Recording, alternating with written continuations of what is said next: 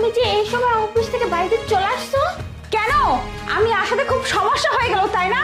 আমি চলে আসলাম, এখন তো দুলাভাইয়ের সাথে এসব নোংরামি করা যাবে না।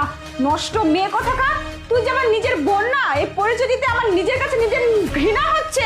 কি করছিস তুই এগুলো? তোকে আমি এখানে লেখাপড়া করার জন্য নিয়ে আসছি। বাবা কত আশা করে তোকে আমার কাছে পাঠিয়েছে যে শহরে থেকে মেয়ে মানুষের মতো মানুষ হবে, আর তা না হয়ে তুই একটা নষ্ট মেয়েতে রূপান্তরিত হয়ে যাচ্ছিস। ছি!